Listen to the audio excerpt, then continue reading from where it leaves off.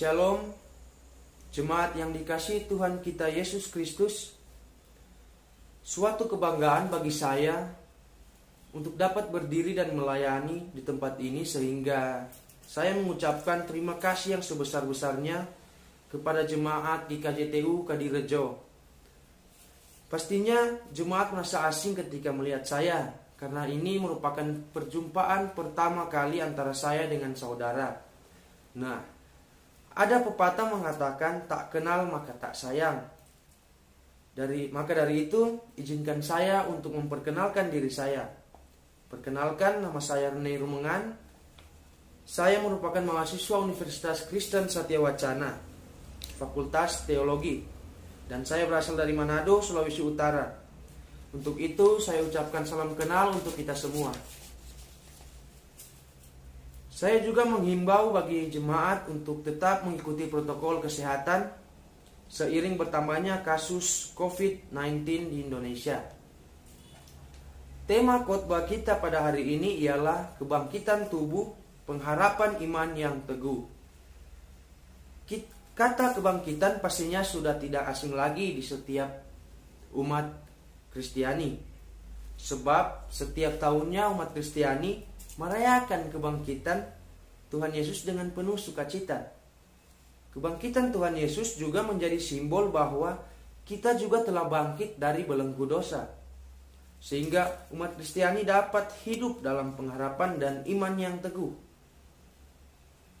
Teguh sendiri dalam Kamus Besar Bahasa Indonesia adalah kukuh, kuat, tetap tidak berubah. Tema khotbah kali ini memfokuskan kita pada bagaimana kita memahami makna dari kebangkitan Yesus dan bagaimana kita tetap teguh di dalam iman yang terus-menerus bertumbuh. Kita semua pasti pernah berada di posisi terendah dalam hidup kita, mempertanyakan di mana Tuhan dan mulai malas untuk pergi ke persekutuan, juga ke gereja, atau sekedar berdoa pada Tuhan saja. Tanpa sadar, iman kita telah goyah hanya karena cobaan. Tuhan tidak pernah menjanjikan kita langit yang selalu biru. Namun, Ia menjanjikan penyertaannya dalam segala cobaan yang tengah kita hadapi.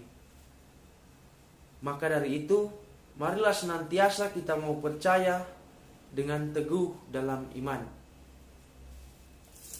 Kita akan melihat lebih jauh tentang pembacaan kita tadi, yaitu 1 Korintus 15 ayat 35 hingga ayatnya yang ke-50. Sebelumnya kita akan membahas sedikit tentang latar belakang surat 1 Korintus. Jadi surat 1 Korintus ini pertama kali ditulis oleh Paulus di kota Efesus sekitar tahun 56 Masehi. Pada waktu itu Paulus sedang berada di kota Efesus selama 3 tahun. Tujuan penulisan dari surat 1 Korintus ini dikarenakan pada saat itu jemaat di Korintus sedang ada banyak permasalahan, yaitu perpecahan di antara jemaat akibat perilaku moral yang kian menyimpang, dan terdapat banyak sekali perbedaan pendapat. Juga guru-guru agama yang berada di kota Korintus pada waktu itu sudah memberikan ajaran-ajaran yang salah bagi jemaat yang berada di Korintus. Nah, 1 Korintus 15 ayat 30 sampai 50 yang telah kita baca tadi merupakan upaya Paulus untuk meyakinkan orang-orang di Korintus agar dapat percaya bahwa setelah kematian akan ada kehidupan. Memang orang-orang di Korintus percaya bahwa setelah kematian akan ada kehidupan. Tapi kehidupan yang dimaksud orang-orang di Korintus ini adalah kehidupan yang tidak bertubuh atau hanya jiwa saja yang hidup. Sedangkan tubuh kita tidak akan hidup kembali. Dalam pembacaan kita tadi, Paulus berupaya keras untuk meyakinkan jemaat di Korintus bahwa setelah kematian akan ada kehidupan.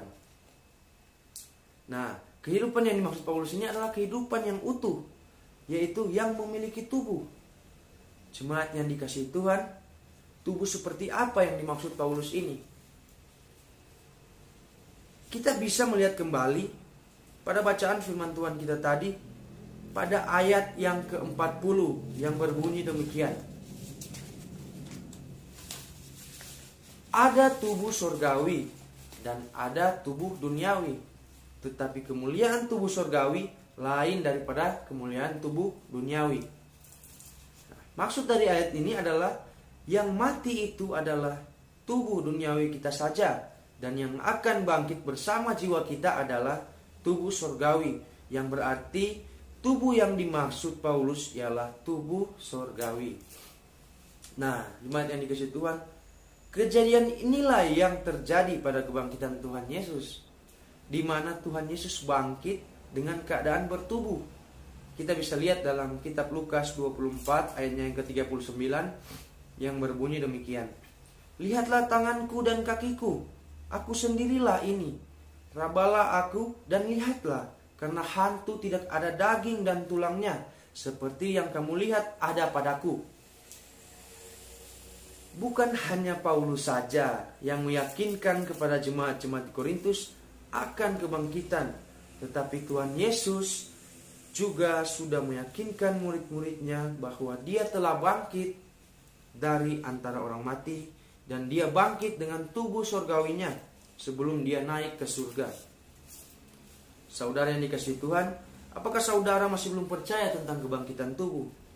Saya pikir kita semua sudah percaya tentang kebangkitan Yesus, karena kita semua adalah orang-orang yang memiliki iman yang teguh, seperti yang tertulis pada Yohanes 20 ayatnya yang ke-29. Kata Yesus kepadanya, karena engkau telah melihat aku, maka engkau percaya.